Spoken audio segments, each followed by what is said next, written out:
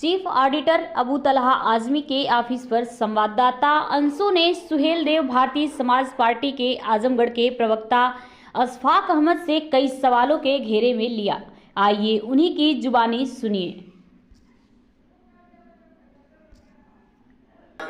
और मैं सुहेल देव भारतीय समाज पार्टी का जिला प्रवक्ता आजमगढ़ हूँ और हमारे साथ में दीदारगंज के महासचिव सचिन यादव बैठे हुए हैं और हमारी पार्टी की जो बातें हैं आपको सिखा दें।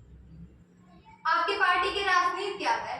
हमारी पार्टी की मुख्य जो धारा है राष्ट्रीय मुख्य धारा पर ले जाने की बात चल रही है।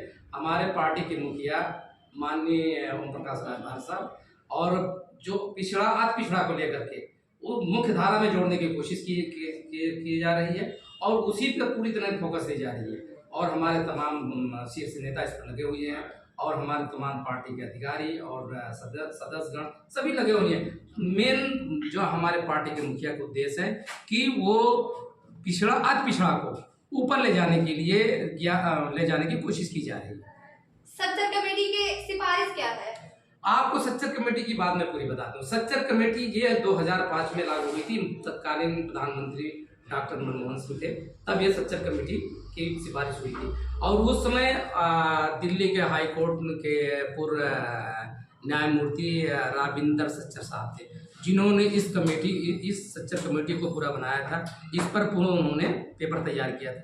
ये जो पूरा पेपर तैयार हुआ था ये 403 पेपर का था और 17 नवंबर 2006 को इन्होंने डॉक्टर मनमोहन साहब को तत्कालीन प्रधानमंत्री को पेश किया था और 30 नवंबर 2006 को इसको सदन में दाखिल किया गया था। सच्चर कमेटी का मुख्य उद्देश्य जो था पूरे भारत में ये था कि मुसलमानों को जो पूरे भारत में दलित से ज़्यादा बदतर हालात है, जिसमें ये भी दिखाया गया था कि 50% से कम मुसलमान के लड़के मिडिल तक नहीं पढ़ पाते, उनको 1 से 14 साल की शिक्षा को प्रावधान दिया गया था, उसमें छात्रवृत्ति का प्रावधान दिया गया था। यह सच्चर कमेटी की बात थी।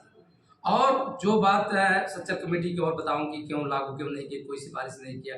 2005 के बाद बसपा भी आई, सपा भी आई, ठीक है, लेकिन इन्होंने किसी ने भी सच्चर कमेटी लगाने की सिफारिश नहीं की। हमारे पार्टी के मुखिया ओम प्रकाश मानी राजभर साहब ने सच्चर कमेटी की सिफारिश की लागू करने के प्रयास कर रहे हैं और सबसे बड़ी लड़ाई ये पूरे भारत में हुई है जब से हमारे पार्टी के मुखिया माननीय ओम प्रकाश राजभर साहब ने सच्चर कमेटी का नाम ले लिया है। पूरे भारत में भूचाल मचा हुआ है और मुसलमानों की खोज करने वाला एक पहला नेता है। मैं कह रहा हूँ 2005 में जब ये सिफारिश बनाई गई, कमेटी बनाई गई थी, सभी बनाई गई थी और 2017 नवंबर को तत्कालीन प्रधानमंत्री डॉक्टर मनमोहन सिंह को सौंपी गई थी और ये 403 पन्ने की है और 2006 30 नवंबर को सदन में पेश भी की गई थी। लेकिन कांग्रेस भी ने इस बात को ध्यान दिया कि इस कमेटी की सिफारिश को लागू किया गया और किसी पार्टी नहीं लगा। मैं कहता हूँ उत्तर प्रदेश में कांग्रेस नहीं थी और राज्यों में कांग्रेस तो थी, क्यों नहीं सच्चर कमेटी की सिफारिश लागू की है, जिसका मुख्य उद्देश्य है हमारे पार्टी के मुखिया हमारे नेताजी का सच्चर कमेटी सिफारिश लागू कराने का है और इस पर तमाम हमारे नेता लगे हुए हैं। हमारे पास साथ बैठे हुए हैं हमारे दीदारगंज विधानसभा के महासचिव साहब सचिन यादव जी। इस पर भी उनका भी जोर है कि सच्चर कमेटी की सिफारिश लागू होनी चाहिए और इस पर विचार किया जा रहा है और कुछ ही दिनों बाद इसका विस्तार भी होगा और तमाम पदाधिकारी इस पर मिलकर काम कर रहे हैं।